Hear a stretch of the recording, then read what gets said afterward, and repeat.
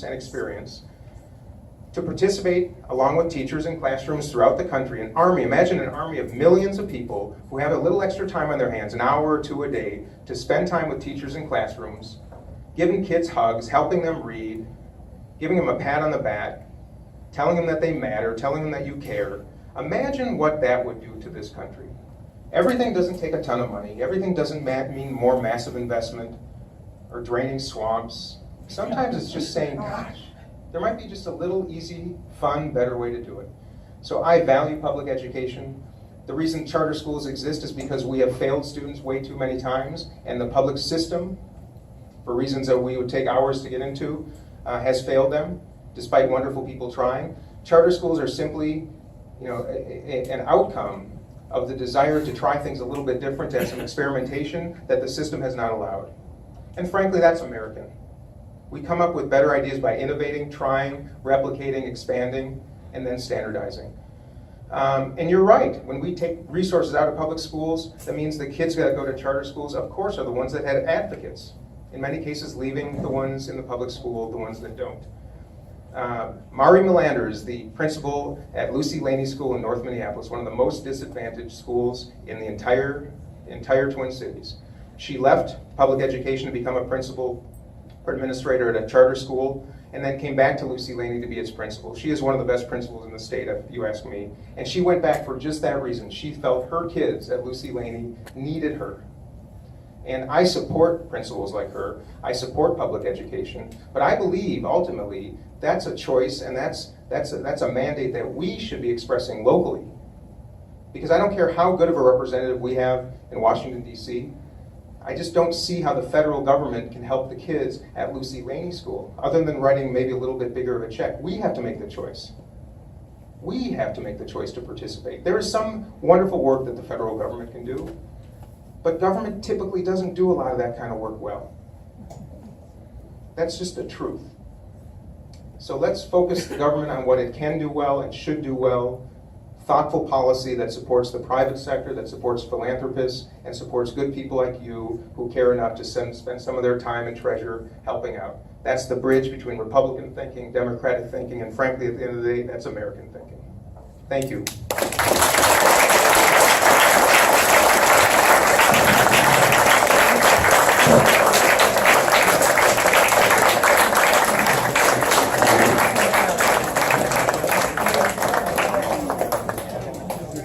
Here we are at the Allina Senior Center, Stronger Together meeting with Dean Phillips scheduled to speak.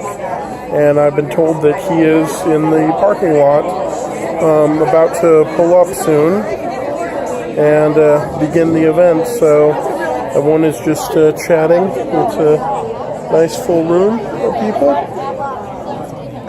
And we will see what happens. They've already tried to ask me to leave once. I told them it was a public event advertised on the DFL website, so that I'm not going to leave.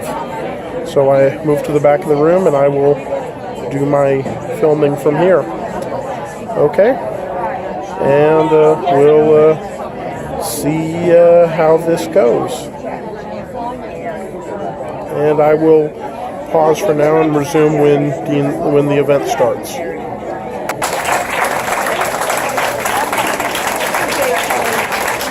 Dean has arrived. Okay, I'd like to welcome you all here. I'm Colleen Miner, and I just wanted to give you a little bit of information about a lot of this group. This is my Stronger Together huddle, who may have contacted you and asked you to come. And if you don't know what a huddle is, it's a term from the Women's March that started with people getting together to support themselves, to comfort themselves, and to keep the resistance going. And that's what our huddle does. So welcome to that. And I don't think I have very much more to say, except here's Dean Phillips, who we are hoping will turn at least one of the candidates who might turn the 3rd District blue. I will mention that there is a Republican, what they call tracker, who may be somewhat disruptive, but we just want to know that he's here and welcome him as well. So, and we are being filmed, so no scratching inappropriately, please.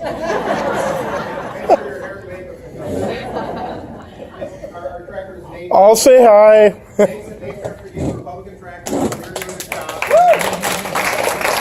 Thanks, Dean. I was at a picnic that Nate came to track, and he actually brought some coleslaw to the picnic. If I'm going to come to an event, I'll participate. And that's what this is all about. So, thank you, Colleen. Thank you so much for Thank you. the introduction.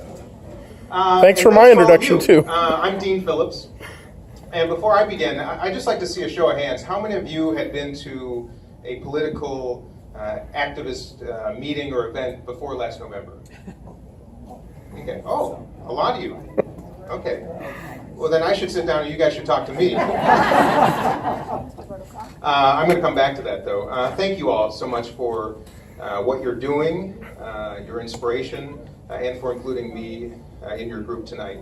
I thought I'd give you a little background on who I am, a little bit of my story, share with you why I'm doing this. My mother thinks I'm crazy, and that's exactly a source of my inspiration. And she's a great fan. And then most importantly, I want to turn it over to you. I feel that the core responsibility of representation is to listen. It is what our current representative, in my opinion, is not doing very well. And it's incumbent on candidates such as me to hear what's on your mind before telling you that I have all the answers, because I do not. I do not carry with me a magic wand. I've got some ideas, I've got opinions, I've got a lot of experience that I hope to bring to Washington, but I most importantly want to hear what's on your mind and share. I hope you'll share with me your ideas. So with that, I started my life when I was born. I never thought about that. Yeah. My life started not the way many of you probably would expect. When I was 6 months old, my birth father, Artie Peffer, was a captain in the U.S. Army and was killed in Pleiku, Vietnam in July of 1969. And I was 6 months old. I lost my father. My mother was a 24-year-old widow, and that's how my life began, not charmed. And we moved in with my great-grandparents in St. Paul. My birth father, Artie, had gone to Vietnam because he had no money to go to college. Grew up poor in St. Paul, joined the ROTC, which funded his both undergraduate work at the University of Minnesota and also law school at the University of Minnesota. So his life was cut short. And I recognize very deeply, and you can imagine, what government, especially this extraordinary government and country, can provide and what it can take away. And 2 years after Artie's death, my mom remarried Eddie Phillips, who was an extraordinary father to me. He adopted me. And not just Eddie, but into this extraordinary family, the Phillips family. One of great achievement in business and in philanthropy, with its own degree of celebrity, as some of you might know as well. And my life changed dramatically. And it's with that gratitude every day of my life that brings me to what I'm doing right now. I know that very, very fine line between advantage and disadvantage. And I believe it's a responsibility of people like me, who've been the beneficiaries of good fortune and a lot of hard work, to try to afford opportunity to as many people as humanly possible every day that I can. And that is a little about the core of my DNA and what brings me to this day. After my mother remarried, we moved to Edina. So I grew up in the district on Field Way, went to Edina Highlands School. And then my parents moved me to the Blake School in Hopkins when I was in 5th grade. And a year later, it was about 1980, I believe, and I believe I remember, John Anderson was a congressman, Republican congressman from Illinois, some of you might remember, ran for president as an independent in the 1980 election. And lo and behold, he appears at my assembly at Blake in 1980 to speak to us. And I will not tell you that I remembered everything that he said that day, but I do remember two very important points that he made. One of which was about the need for independent thinking in Washington, D.C. He felt that the two parties were suffocating good ideas, were not collaborating to the best of their abilities, and that's why he was running as an independent. He also articulated his belief that money in politics was the great corrupter, and that over time would be a great threat to our democracy. Now, those things didn't have a lot of impact on me that day, but the fact that a person running for president of the United States of America can come to speak to a bunch of middle schoolers, which, by the way, now that I'm a candidate, I realize when you spend your time in front of middle schoolers when you should be campaigning for voters, that's probably why he didn't do so well, but nevertheless, I'll still show up in middle school. That evening, my great-grandparents and grandparents and my parents and brother and I went downtown to dinner, and my grandmother sat next to me and she asked how my day was. Some of you might know my grandma was Dear Abby, Abigail Van Buren. She turned to me and asked how my day was. And I said, Grandma, you won't believe it. This man who's running for president came to speak to our class. It was amazing. And she said, before you continue, Dean, are you a Democrat or a Republican? And I said, Grandma, I don't even know what those are. And she said, you're a Democrat. So I was anointed a Democrat by Dear Abby in 1980. And I've been a proud one ever since. Turn up the clock a number of years later, I was in college at Brown University in Providence, Rhode Island. And I reflected back on that John Anderson moment and that political inspiration, because that night after dinner I went home, I looked up in our World Book Encyclopedia what a Democrat and Republican was. Didn't even know how to spell it. That was a monumental year for me, because I also watched the presidential returns that year for the very first time. So turn up the clock 6 years later, I'm in college, and I took a job with Senator Patrick Leahy, who's still a senator from Vermont. And I was an intern in his office. And it was a magical experience. Few senators were as passionate and intentional about affording their interns an amazing experience as Pat Leahy was. And brought us to committee meetings, showed us the ins and outs, what worked, what didn't, introduced us to other senators, and made a big impact on me. And I remember that summer thinking I would not start my career in Washington, D.C., but if the time ever demanded, an opportunity presented itself, that I would stand up when it was necessary. And I turn up the clock now to November 9th of this past year, and rest assured that is the day that I thought it was necessary to participate. I was dismayed by the election, as I trust at least some of you in this room were, but I also thought, I believe it to be a responsibility of every American, no matter your political perspectives or passions, to afford a new president the opportunity to serve and to lead. That is what makes America great. We have free elections, we make our decisions, we wash our hands, and we get up the next day and we support the new president. I thought that's a responsibility, and I did. I tried to convince my friends that it would be okay, he'll be better, and rest assured, those friends have reminded me that that hope was misguided.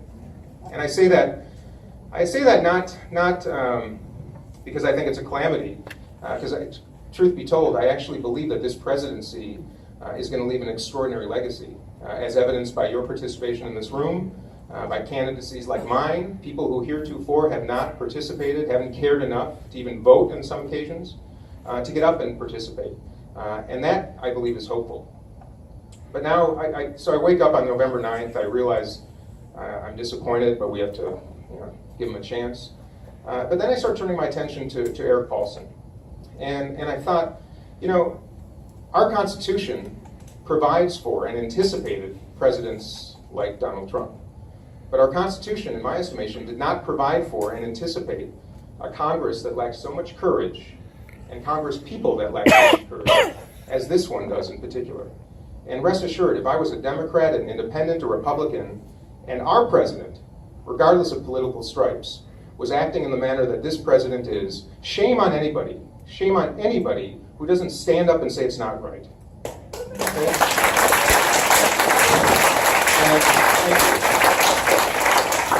And I'm the father of 2 teenage daughters, and I was brought up to respect the President of the United States. And I've heard so many times recently, well, it's okay, look at our president. And boy, when things come to that, this is not political anymore. I don't hold all Republicans accountable for the President of the United States right now, but I do hold those Republicans accountable who aren't willing to say you're wrong and stand up. And that's what really inspired me to take a second look. And the third look is what set me over the edge, is when Eric Paulson took the vote in the Ways and Means Committee on that atrocious healthcare bill, the AHCA. It was misguided, in my estimation. But most important, it was misrepresenting. It is not what this district wants. There's great evidence to suggest that a very small fraction of this district supported that legislation, and yet he voted for it, which then drew my attention to why. Why would a representative who knows that his district, in this case, did not support this legislation, why would he vote for it? And the answer is the money. If you look at who supports and who finances the campaigns, frankly, of most Congress people, a lot of PACs, a lot of lobbyists, a lot of special interests, and in this case of Eric Paulson, about half of his campaign finance comes from those entities. Only about half come from people. And it started making me think that I've got to do this. And I've got to do this to both be a voice of reason in Washington, D.C. I've got to do this to provide a check and balance on this president. And I've got to do this because the underlying problem that this country is facing, in my estimation, isn't healthcare and education and national defense and guns and abortion. The fundamental problem we're facing is the money that's driving the decision-making in Washington, D.C. And if we take some of that out and we afford the members of Congress the opportunity to serve in the capacity that they're there to serve, which is to debate and bring new ideas and to vote for their constituents, not for their financiers, a lot more could get done. So I'm on a personal mission. I've shared with you some of the reasons why, but at the very end of the day, I'm on a mission to show my children, to show all of you, to show every thoughtful American, Republican, Independent, and Democratic, and otherwise, that thoughtful decency can go a long way. And you don't have to be the loudest in the room. You don't have to call people by names. You don't have to bully them. That voices of reason, thoughtful voices of reason from both parties can get a lot done together. And that's why I'm doing this. So that's what brings me to today. My career has been spent entirely in the private sector, building our brand. Some of you know the Phillips business. Also more recently, Talenti Gelato. Many say that if I could just hand out samples of those two products as I door knock, this election would be a sure thing.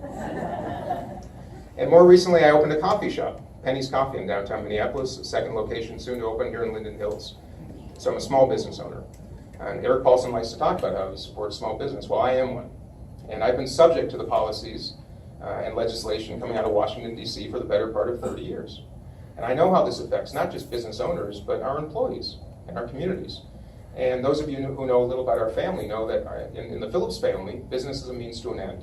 It's not about making beverages or ice cream, or in this case, coffee. It's about creating enterprises that disproportionately share its success with its employees and in turn with our communities. And I believe that thoughtful legislation should be based on incentives, providing businesses and enterprises with incentives to do more and share more. Republicans, and I think appropriately, don't want to see Democrats who want to impose their values on this country. And to some degree, I salute that. I really do salute that, because I understand that thoughtful legislation is all about incentives. Nobody likes anything imposed on them, especially if you disagree with it. But I think a lot can be done by combining the best of Republican principles with the best of Democratic principles. That's what I'm about. There are not too many pro-business Democrats. There are not too many business Democrats. I'm fiscally responsible, I'm socially inclusive, and I'm independent-minded. And I want to take this experience I've had both in the private sector, in our philanthropies, having served on the board of St. John's University, having served on the board of Allina Health System and chaired it, on the boards of a number of our wonderful community nonprofits, and bring that experience to Washington. That's what I intend to do in a thoughtful manner. I do not disparage Eric Paulson as a human being. He's not a bad man. I will not disparage his character, but I will disparage his votes. It is my responsibility to call attention to them. I will also disparage the fact that he chooses not to show up. You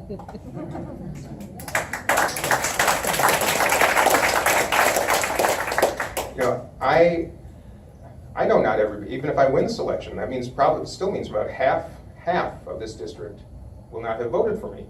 It doesn't make my responsibility to those people any less than it does to those who did vote for me. And I think Eric Paulson should recognize that.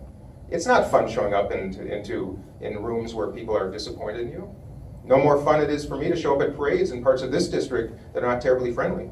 But it's amazing what happens when you take the heat and you listen to people. And that is my foremost responsibility, and a promise I make to all of you, that I will listen, because that is actually the most joyful part of this whole endeavor, is to listen to people. I will disparage that. And lastly, I will disparage the lack of courage, because this is the time where we need him to lead. There's little that one voice out of 435 can actually accomplish in Washington, but everything starts with a voice. And I believe the 3rd District, which is a remarkable district, my friends, it is one of the true swing districts that remains in this country, where people, thoughtful people, will often split their ticket vote for good Republicans and good Democrats in the same election. And I believe we should lead. And I believe if we don't, if this district chooses not to stand up and try to do things and send representatives to Washington who are a little bit different, who bring a little bit of a different voice of reason and new perspectives, then shame on us, because this is our grand opportunity. So I would be deeply honored and thrilled if you might afford me that chance. Your votes mean a lot to me. Your support means a lot to me. Your advocacy means a lot to me.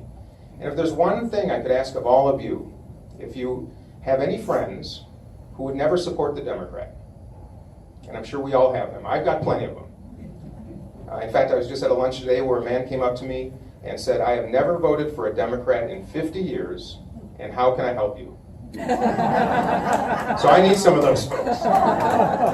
And they're coming to me left and right. I've had a lot of Republican supporters of Eric Paulson proactively contact me and have become extraordinary supporters. I ask all of you, if you have some friends who aren't used to the Democrats and don't necessarily want the Democrats, to afford me the chance to visit with them.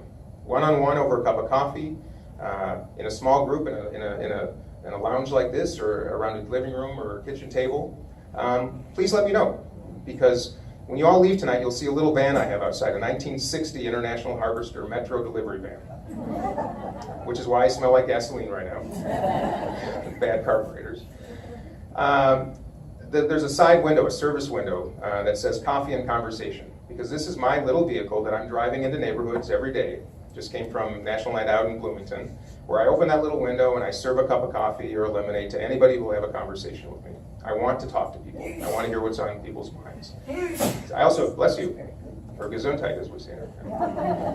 And I bought that van, a 1960, for a good reason. It's the last year that a Democrat served in this seat in the 3rd District. So, this van has not known a Democrat, and I've made a promise to my van, and it will see one before it's retired. So, with that, I'm thrilled to be here. I will end my remarks by telling you that I am hopeful, I am optimistic, and I told you that I would close this portion of the evening by telling you that a democracy needs a wake-up call every once in a while, my friends. This country as much as any. And I think we got it. And in that respect, I will celebrate this presidency because it is getting people to participate in ways that has never happened before. And it's not just Democrats. It's Republicans participating too, and wake-up calls to everybody. And it's actually creating conversations and handshakes and sharing cups of coffee together amongst people who haven't done that a lot lately. So I believe that's going to be the great legacy of these times. I'd like to be part of that next generation of leadership in Washington, and I'm so grateful to all of you for the opportunity to make my case. And I would love to turn it over to you now for some questions and some answers, but most importantly, your ideas. So thank you.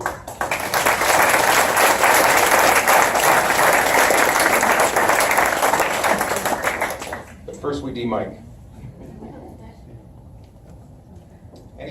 Any questions in the audience?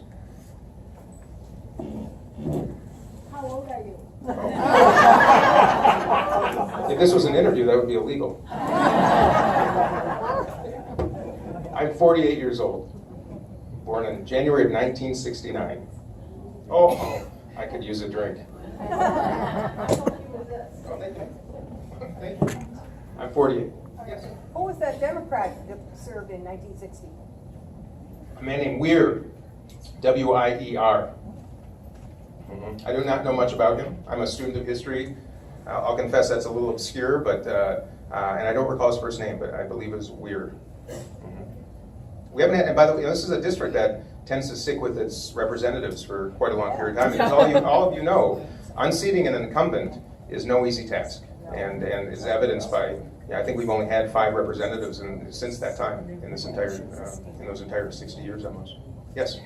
Well, you were saying like how our biggest threat to our democracy is money and politics. I kind of little disagree with that. I kind of think our biggest undermining to our democracy is 2 things. 1, gerrymandering, and 2, the electoral college. because Hillary Clinton won the popular vote, so I think she should have been the one in office since she won the popular votes. I think we should if you ask me, I think we should try to get rid of the gerrymandering and the electoral college. I respect that. So the question or the comment was a challenge to my contention that money in politics is one of the I would say one of the great threats to our democracy. The argument is that gerrymandering is also an immense threat, I think you said, and then that the electoral college is also problematic. Let me speak to those. The reason I'll make my case. The reason I believe money in politics is the greatest risk is that it corrupts and it disenfranchises. And how does it do so?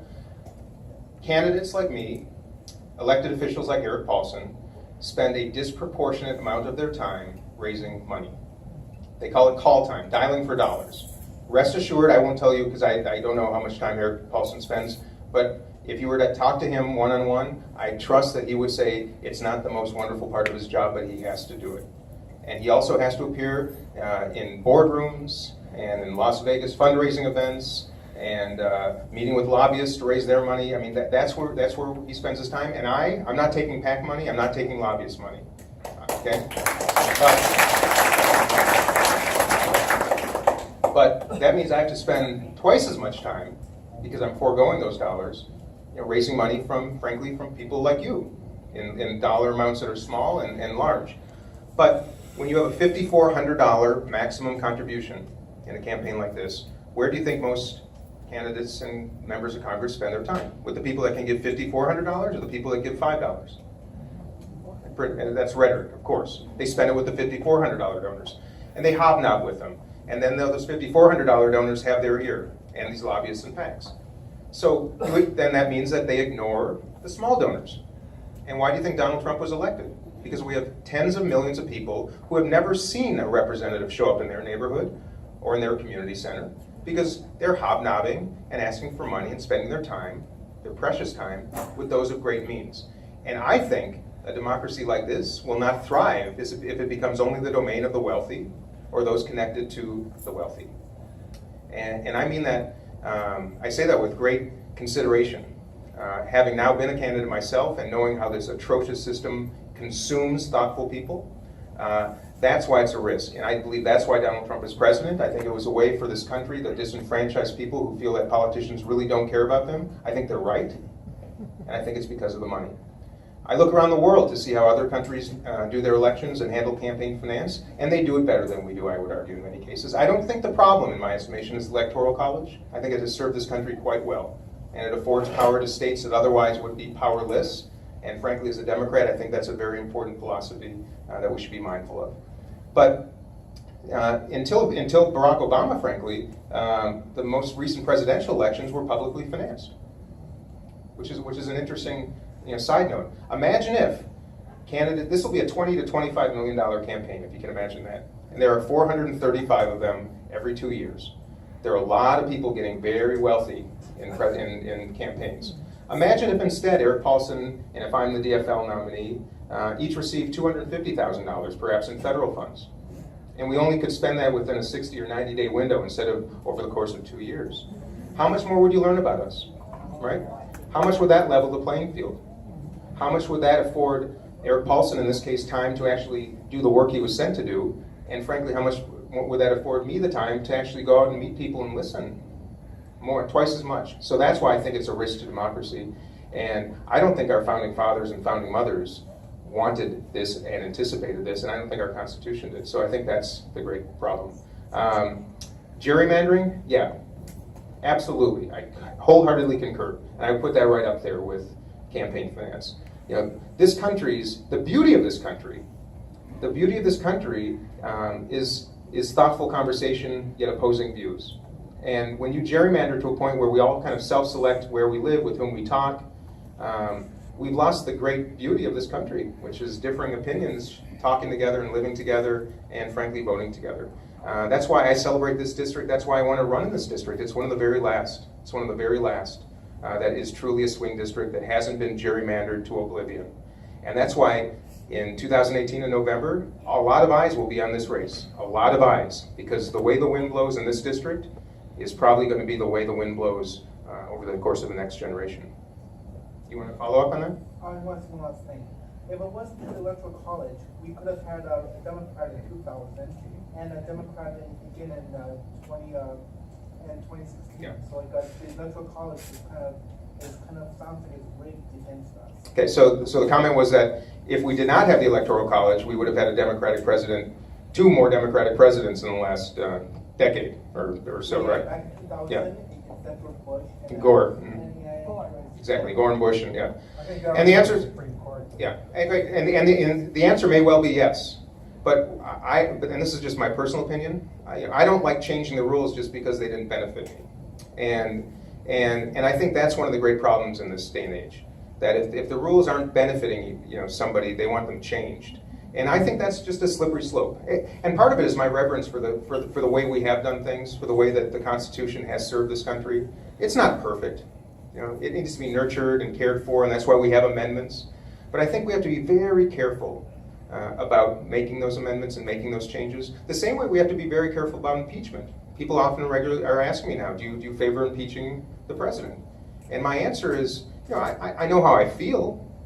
I know how my heart feels. But my head tells me that the minute that this country starts looking at how to impeach a president without a criminal charge yet prosecuted, it's a really slippery slope. Because the next time there's a Democratic president and people are not happy with him or her, and then impeachment becomes the mainstay and becomes the standard of conversation. I think those are frightening concepts. So I'd like to take a breath, everybody. And frankly, if Democrats had gotten out and voted in the last election, that's the bigger problem. That's right. And I say that thoughtfully, not antagonistically. I mean that very sincerely. If Democrats would get out and vote, we don't have to have these conversations. And in November 2018, if Democrats get out and vote in this election, we will win. If they choose to stay home, and by the way, 45% of the entire country chose to stay home, that are registered voters. And you can tell me to the end of the day about how some voters are disenfranchised, and that is true. But about 45% of this country who are eligible to vote chose not to. That, my friends, is the bigger problem, and that requires inspiration. Yes?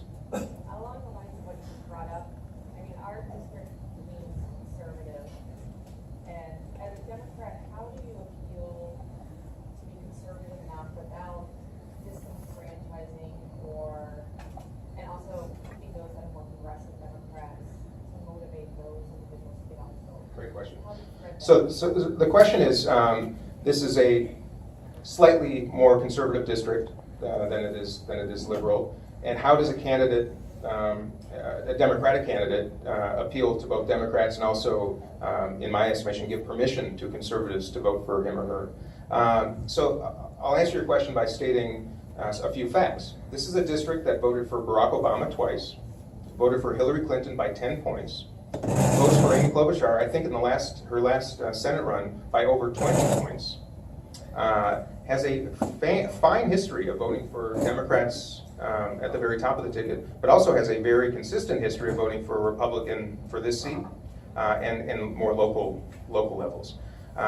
So that's hopeful. And this is a very thoughtful district. It's also a district that very much values checks and balances. And if you ask me, I believe that Terry Bonoff lost in almost a landslide in the last election. But I think part of that was the fact that nobody expected Donald Trump to be president. And for a district that likes checks and balances, it would make perfect sense to vote for Eric Paulson to be a check on yet another Democratic president, is what I would imagine. I'd like to think now it's for real. It was a great surprise. And using that same philosophy, I think a lot of thoughtful voters are going to choose the opposite. Let's have a check on this president. So that's one. Then it comes down to how one presents him or herself. I'm not going to say anything to you tonight that I don't believe. I'm authentic. I am not the most liberal candidate that might be appearing in front of you. I'm pragmatic. I'm thoughtful. I'm happy to share my principles and values. I'm a passionate Democrat. I believe that we all do better when we all do better. I'm also a business person. I believe in enterprise. Enterprise being the source of solutions. That's how it's been in our family. We have made great impacts on human life by building businesses that use thoughtful principles to share with our employees and share with our communities. And these are Republican notions, you could argue. But I'm a passionate Democrat. A lot of my friends are Republicans. A lot of my donors are Republicans. A lot of the people reaching out to me to meet groups and individuals are Republicans. The Republicans in this district are thoughtful Republicans. A big portion of them. I speak their language because at the end of the day, I'm stripping the label of Democrat and Republican off my lapel. I'm presenting who I am first and foremost. I wish more candidates would do that. You know, I wish fewer people would simply vote for the party and more for the candidate. So I believe there's a great possibility in this election for a candidate like me who speaks the truth and is willing to listen and not just listen to, but solicit ideas from both the right and left to succeed. And I started with the facts about this district because this district has voted for Democrats, but they do their research and they vote for candidates first. And I believe that what I bring to the table is something that, frankly, to some disappointment in both parties, I believe that resonates with members of both, and we'll do well with that. Yeah, in the back on the left. Could you tell us how you feel about social issues? Yeah, the question is, how do I feel about social issues? I'm being social. I'll talk about. I'll start at the one that probably is on most people's minds is abortion and rights. I believe very strongly that such decisions should only be entrusted to a woman and her healthcare provider. Period.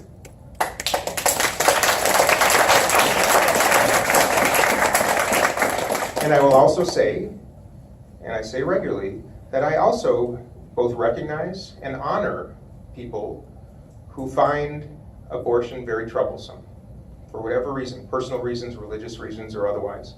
And I'd like to be not just a candidate, but a representative who gives the same honor to both sides of this very difficult question. Because it is the case that most are thoughtful, and I simply elevate what I consider to be an issue that only a woman can make for herself above the ladder. So that's how I feel about it. I want to be a bridge on that conversation because nobody wants more abortion. And if we all agree on that, let's look at thoughtful ways to help families plan and prevent more abortion, because we've done actually a pretty darn good job over the last number of years. And those are the conversations I want to have. Other social issues. Maybe guns. Okay? There's not an American that I know that is in favor of more gun violence. We all want less gun violence. The disagreements perhaps are based on the tactics.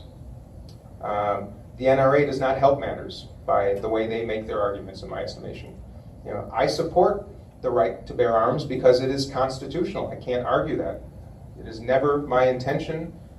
I would never entertain the notion of stripping Americans who wish to own a firearm of that right. Now let's set that aside, but we all agree on something else. We want less gun violence. So why don't we treat it as a national health issue, as it is? Why don't we afford Congress to dedicate resources to study it as a national health issue, which the NRA, as many of you know, has prevented the dedication of resources to study how gun violence can be prevented because they don't want that. We need that. When this country looked at how traffic fatalities could be reduced by investing in safety measures. By the way, I'm driving a 1960 International Harvester. You want to talk about poor safety? I literally remarked to my associate Zach here today about how remarkable it is in just a mere number of decades, the safety improvements in automobiles. Much of that financed by the federal government studying how to reduce it. We should do the same with gun violence. Okay? Those are a couple. Name some other issues and I'll speak to them. Immigration. Any Native Americans in this room? One, okay. But for you, and I celebrate you and your heritage, the rest of us come from immigrant backgrounds. You know, this country economically requires immigrants, culturally requires immigrants, and has been the great beneficiary of immigration since the day we were founded. The big question, of course, is what about the 10 to 12 million undocumented immigrants who are not here legally right now. And my prescription is as follows. I do not believe they should be sent back to their homes. And nor do I believe, because half the country believes this to be true too, nor do I believe they should just be afforded citizenship just because they're here. I think the thoughtful resolution to this kind of subject, where you can actually listen to Republicans and listen to the Democrats and come to an agreement, is the notion of a redemption program, where you pay maybe a little, maybe those 10 to 12 million are afforded a path to citizenship by paying a little bit more into Social Security over the course of years, and they earn the right to be a U.S. citizen because they did break the law. I want to see them become Americans. We need them as Americans. Anybody that's here and is productive, I believe, should be able to stay here. Not to mention their children. It's a no-brainer to me. But I think that's an example of an issue where I think if you listen carefully to what's important to both sides, there's a thoughtful way to do it, and that is to thoughtfully earn it. Because there are a lot of people on waiting lists. There are a lot of people that spent years and tens of thousands of dollars to become an American, and we got to honor that. And I think the American way is to be thoughtful and pragmatic, and that to me is one solution in doing so. Any other social issues that I can cover in one fell swoop? Healthcare. Healthcare. Healthcare. Yeah, healthcare. You know, So- I appreciate your candor. I feel Thank you. the sincerity. I'm a retired registered nurse, 30 years, and that's an issue for me. And I'd like to hear, as a business, I'll repeat it. as a business person, I'd like to hear what your take is on healthcare as a human right and extending it to single-payer healthcare. So the question, the young lady that asked the question is a registered nurse and has a question about healthcare and how I look at it and how my thoughts on single payer healthcare and whether or not it's essentially a right. I believe healthcare should be a moral right in this country. It should be a choice that we make. The difference between a moral right and a constitutional right is healthcare is not constitutional. A moral right is something you make a choice to do. And if the most developed, successful, wealthy country this world has ever known should be making the choice to afford coverage to every single American, regardless of age, income, or condition. That's how I feel. But that's the easy part. And for those, and I honor Bernie Sanders, by the way, because he called for healthcare for all. He calls for free education for all, and I celebrate that. But we also have to pay for these things, and that's the pragmatic element that I bring to this table. So, having served on the board of Allina, I understand a little about the provision of healthcare, and all these discussions in Congress right now are simply about insurance. They don't tackle the tough issues, which is how we provide care in this country. And for those of you, and certainly you as a nurse will know this, that we have a system that right now pays and rewards and has incentives on procedures and prescriptions, essentially. We do not reward outcomes, we do not reward quality, and we sure do not reward prevention. So that is why we, in this country, have a system that consumes almost 18% of our entire economy and goes to healthcare, which is double that of most every other developed country in the world. So in my estimation, the dollars are actually there. The question is, why are they being removed from the table via insurance companies? Why do we subsidize the entire world's pharmaceutical prices on our backs? Those are two questions on my mind. So what I'd like to see is a healthcare system, and I have some thoughts on how to accomplish this, a healthcare system that provides public coverage to everybody who wants it. Just like we look at education, we provide a public education to every student in this country. Not as robust as I believe we need to, in many cases, certainly in disadvantaged neighborhoods, but we provide public education, we should provide public health care to everybody, and we should afford the right and the option for private coverage and private care if you so choose. The same way we afford private schools and parochial schools to those who so choose. Why don't we look at them the same way? I believe the dollars are there. I believe we have to start with drug pricing. As all of you know, I will tell you, I was just in Israel a couple of weeks ago. A member of our party came down with an infection on a Saturday, Shabbat. Most of Israel is shut down. Yet we found a clinic, saw a doctor within 15 minutes, had a prescription in 25 minutes, was at a pharmacy in 35 minutes, and had a week's worth of antibiotics for $9, and that visit cost $75, right? So for under $100 in 45 minutes, accomplished everything she needed. With her wonderful coverage in this country, rest assured, it would have cost maybe the same out of pocket, the copay, but her insurance company would have been paying probably $90 for that $9 worth of antibiotics. So we, every one of you and me, are financing the rest of the world's drug pricing. So we should stop that. And I think that it's remarkable that that hasn't happened yet. So that's one prescription, no pun intended, to rectify this issue. And I'd like to see healthcare switch its incentive system so that we actually reward prevention. The notion of capitated care, some of you might know, Kaiser Permanente in California. They are paid a fixed amount per patient, which then puts the burden on the health system to keep their patients healthy.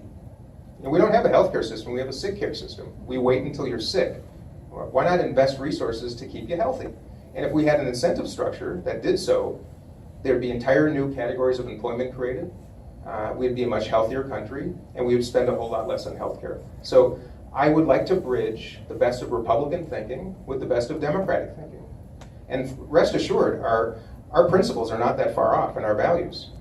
But there are some very entrenched, very moneyed entities financing the campaigns of the people making decisions for us right now that will prevent that from ever happening until we send people to Washington who are not beholden, plain and simple. In the back. I always consider myself a fiscal conservative and a social progressive. I love it. I believe that finances can be restructured, even though we are in great debt. But the climate cannot be restructured. And we are going backwards, accelerating the global warming. Yeah, so here. The gentleman says he's a fiscally more conservative, socially progressive. The budget and deficit can always be rectified, but the climate cannot. And I agree on all counts.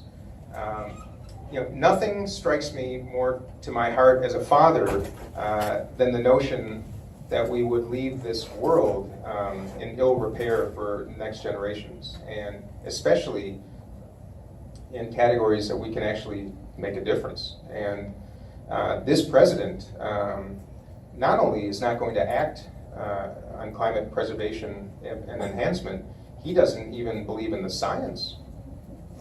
I will tell you this, I believe in science.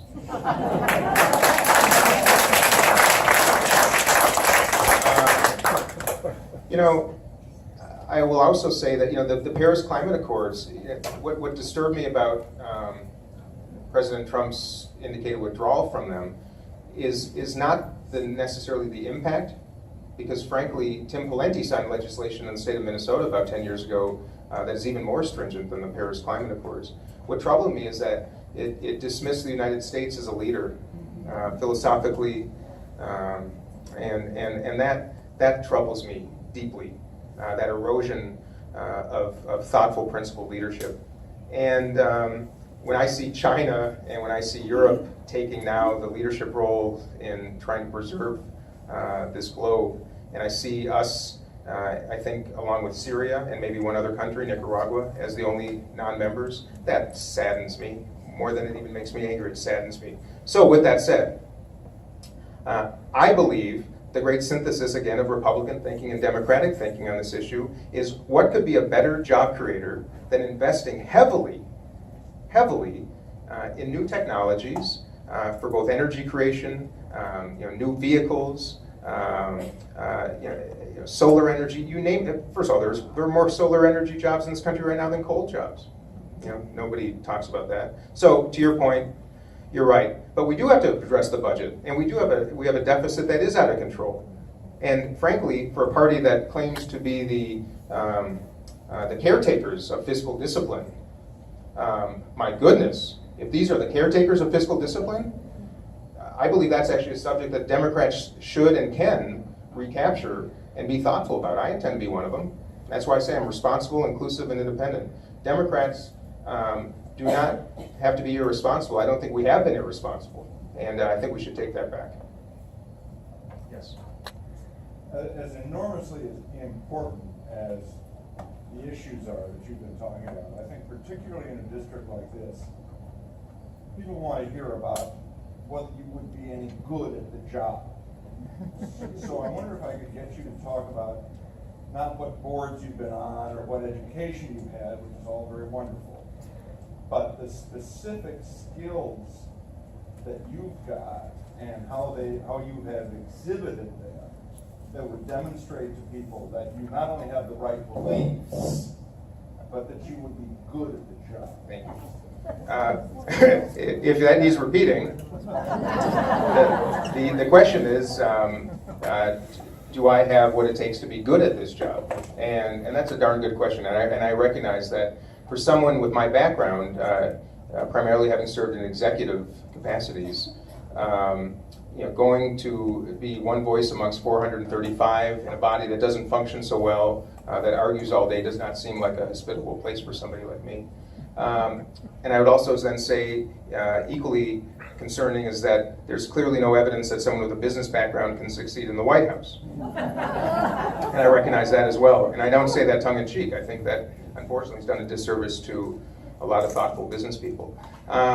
But I'll tell you, what I've learned in my business life as an executive and learned on the boards that I have mentioned is that the best leaders and our best successes have been created by demanding that people share ideas and being agnostic as to where they came from, whether they came from somebody working on the production line or somebody in an executive office. And if one goes to Washington with the mindset that you cannot wave a magic wand and get things done, that you have to be a bridge builder, and that you have to listen, and that you have to have conversations, and that you have to celebrate ideas from both sides of the aisle, that I embody. And the fact of the matter is, I think we're in this quagmire because people go to Washington and they promise they're going to fight instead of talk. Yeah, no surprise that we have what we have. So I can't promise you that I will be the most successful legislator that Congress has ever known, but I can promise you I will work as hard in building bridges and listening to ideas and bringing conversations and being thoughtful as anybody could possibly be. And I never intended to be a congressperson. I'm not doing this for my entire life like Eric Paulson has done. And I don't intend to do it for the rest of my life. I'd like to go there now because I think we need some of this kind of thinking and conversation. And that's my promise to you. But I do not promise that I have all the answers. I do not promise that I will be perfect. But I promise I'm going to work really hard at it, and that's all I can do. Yes?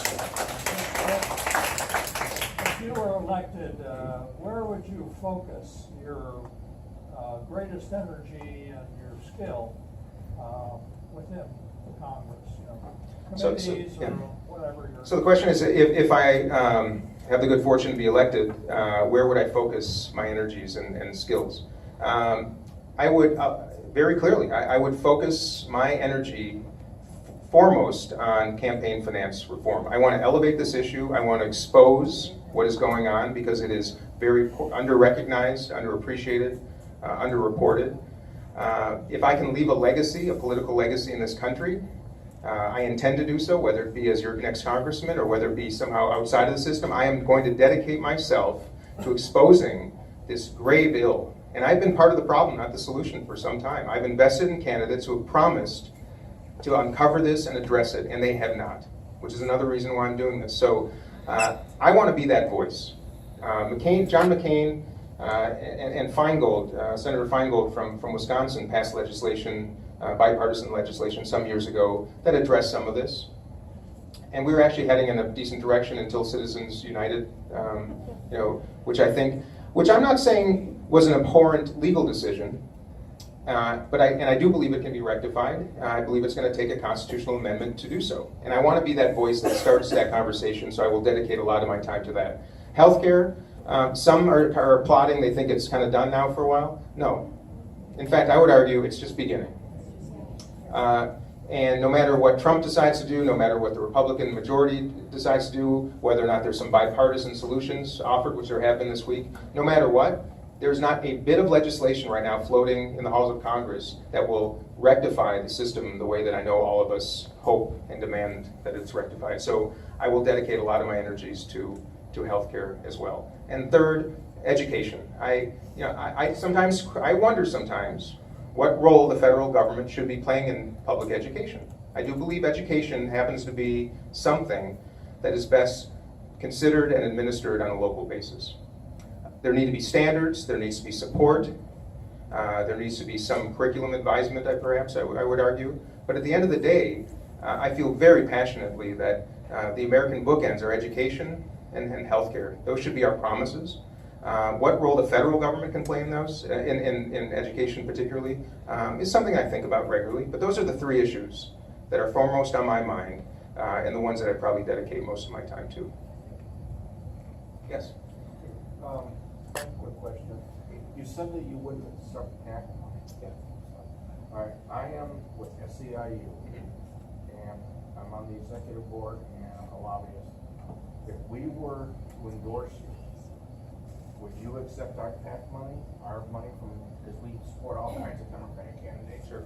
And would you advocate for the issues that are important to us? So the question is, if I were to receive the endorsement of the SEIU, would I accept the PAC money, and would I advocate for the issues important to SEIU? Let me say the reason I'm not accepting PAC money and lobbyist money is simply because I do not want any quid pro quos, and I do not want to be beholden to anybody except my own principles and those of the people that I represent. So that is not a rap on corporate PACs or lobbyists or on union PACs at all. It's simply that I don't want the money, because with money comes expectations.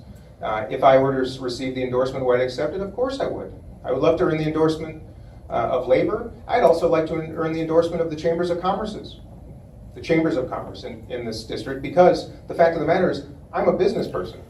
Eric Paulson has not employed one person in his entire life. He has not created one job. He has not run one enterprise. He has not started one company, and I have. So I should also obtain the endorsement of chambers of commerce, I'd like to think. But I don't want their money, and I don't want SEIU's money. I do want to sit down with SEIU and listen to the issues that are important to leadership and to the rank and file. And I want to sit down and listen to corporate interests. I don't want their money, but I want to listen. And I think I can be thoughtful to both. I want to represent the interests of what I think are important to this entire constituency. So the answer is, and I would love feet on the street. I just don't want the money, because I think that is the root of a lot of our problems. And I can't say that better than that. In this day and age, Yep. especially in Paulson's case, the party's going to reward him for being a good trooper. Exactly. And they're going to pour a lot of money in, both in-state and out-state. If you're not going to accept the PAC money or the union money, how are you going to compete? Thank you for asking. How am I going to compete, he said, because Eric Paulson's going to be the beneficiary of a lot of support. In fact, I might argue that he's taking a lot of votes right now so that he gets that money from his party, because if he doesn't do the right voting, he doesn't get the right money, and they'll find a replacement for him, right? That's pretty easy. So how am I going to compete? Well, the good news is this. I just finished my first fundraising quarter. I'm not taking money from any PACs. I'm not taking money from any lobbyists, only from individuals. I raised about $530,000, which was more than any congressional challenger in the entire country. It is more than every sitting member of Congress in the state of Minnesota, except Eric Paulson. He raised about $30,000 more than I. But I raised double the amount that he did from people. And I'm just a challenger. And I only had half of that quarter to raise my money. So I am going to rely on people who give a damn. And I'm going to rely on people who share my belief that the path to success for this country is individuals participating, not corporations, and not lobbyists, and not PACs. And the fact is, the Democratic Party will probably pour dollars into this race. If it was up to me, if it was really up to me, I'd eliminate all the dark money and all the independent expenditures on both sides.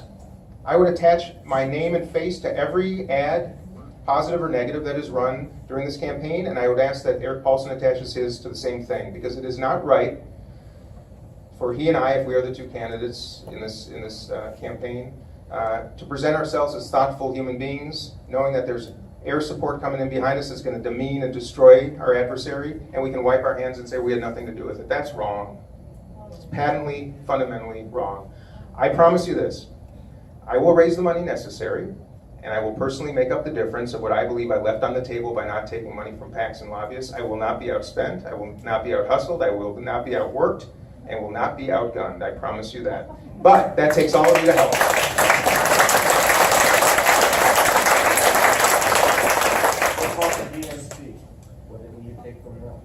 So the DCCC, the Democratic Congressional Campaign Committee, is the committee that essentially recruits, trains, supports, and finances congressional campaigns. So not the DNC in this case. But I also want to tell all of you too, I'm a passionate Democrat, but I'm not a fan of either party right now. And I've told the DCCC, and I have great admiration for them, but I've told them that this is going to be a local campaign with local management, local creative, local feet in the street, and most of all, local strategy. I do not want the toolkit that is distributed nationally to every candidate in every district in this country, because the 3rd district is a unique and special district that begs for a local approach. So I'm a little bit of a renegade in that respect, and that is why I do need you. I need your ideas, I need your counsel, I need your support, because I am not being commanded and controlled by any entity in Washington, D.C. And that is another element of what I'm trying to rectify and show that it can be done. And by opening that door just a little crack, I believe others can run through it. How about a couple more questions? Yes, in the back. Yeah, you. Okay. How do you actually become the candidate? Should we decide that you're the guy we want in this group? Thank you. Let's So just say that. The question is, how do I become the candidate? What are the process. What's the process? It's a civics lesson I need. So I am one of, right now, 4 candidates seeking the DFL endorsement. There will be caucuses early next year, followed and then there will be a primary probably in August, and then the general election in November. The 3 other candidates, all thoughtful, nice people with whom I have good relationships, Alicia Donahue, Brian Santamaria, and Adam Jennings. All thoughtful, good people, and we're all seeking, for various reasons, the same endorsement. I take nothing for granted. I'm doing this from 7 a.m. to 9 p.m. usually most days, and will do so until that endorsement process is complete. I intend to obtain the DFL endorsement, and frankly, this is a beautiful part of democracy. There are rarely this many candidates seeking the endorsement, but this is a special time and a special year where people are saying, "Hey, I want to do something," and that makes me a better candidate, makes them better candidates.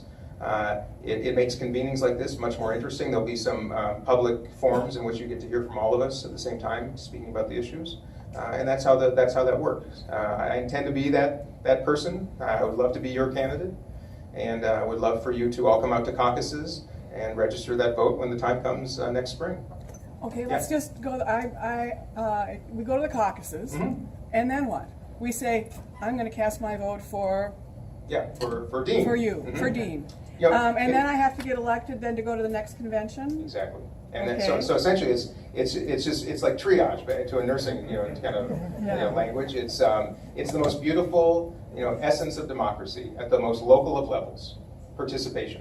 Now, what has happened to Democrats in the past, and it happens to Republicans in the past, and frankly both parties in perpetuity, I believe, is that the people who typically show up at caucuses are the people who represent fringe is the wrong word, but represent very passionate right and left elements of the respective parties. And as a result, it forces candidates often to have to first kind of make themselves appealing to the fringes of their party, only to have to swing back to appeal then to the broader electorate. And that's a challenge. And that's part of this two-party system that I believe is really problematic in this day and age. So the more reasonable, thoughtful, engaged people, pragmatic people that show up to caucuses and choose candidates, not just who are the most liberal or the most conservative, but candidates who actually can represent the district and actually win, that would be a better prescription in my estimation for moving forward. And as you contemplate the best candidate to take on this pursuit, I ask for that consideration. I'm speaking my truth. It's the same thing you'll hear from me 2 months from now and 12 months from now. And it may not be the passionate far left liberalism that some of you might want. It may not be. But rest assured, I have that in my blood and in my heart. And I intend to be a great representative, not just for those who feel the same, but also to represent the principles of those who may not like what we stand for all the time. And that's the only way to serve in a democracy, is to represent everybody thoughtfully. And that is my intention, and I hope to do so. Yeah, one more question. I was a little bit concerned about your view on education, or lack of view on education, because if we look back in the 80s, we saw Minnesota as one of the top states in public education, or top two. Today we're down below midway. It also has to do with the funding for education. We had the Minnesota Miracle back then, which was the philosophy that we want to make all these schools equal. We wanted to provide the money for schools so that the money, the districts didn't depend on how rich they were depending on their school system. Right. We've also come across now this voucher system, which could drastically take money away from public education and provide it to other places in education, having left the people who couldn't afford to go there in all of it. So I personally would like to see a good, strong, and I didn't get the feeling, word on what your stance is on it. Okay, so I'm glad you bring this up as the final question. The question is about public education, whether I have a view and to express it if I do, and I do, and I'll do that in a moment. And some conversation about the Minnesota Miracle and trying to provide the same high quality education to all students and so on and so forth, and the fact that increasingly public resources are being dedicated to non-public schools, and that leaves the public schools with the least able or the most underrepresented children, is I think a way to summarize it. I feel very strongly about public education. I'm a product of Edina Public Schools. I also then went to private school. I'm the product of a private university and also the product of the University of Minnesota, public institution. I have great reverence for strong public education. I also spent a lot of my philanthropic time in area schools trying to understand what it's like for teachers, trying to understand what it's like for kids, trying to understand what it's like for administrators and principals. And I believe wholeheartedly that we need to improve public schools. And that probably does require investment, but just throwing money at public schools is not the answer. We need to elevate. So you asked for my perspective on how to enhance public education. First and foremost, we have elected to make public education a right in this country. Yet we do not afford the same level of education to every child in this country. That, in my estimation, is wrong. It's a dereliction of duty, both on the federal level, a state level, and a local level. And as a Democrat, if there is a fundamental, passionate belief of mine, it is that we have to afford the least advantaged kids in our respective communities the best they deserve the very best education. Because typically they do not have people advocating for them. They come from homes, in many cases, that are broken. If they're lucky, they have one parent. If they're lucky, they have food on the table. It is a responsibility to afford great public education. How do we do so? We have to enhance the entire profession of teaching. Not just economically. I do believe the most important, treasured category of people in this country are teachers.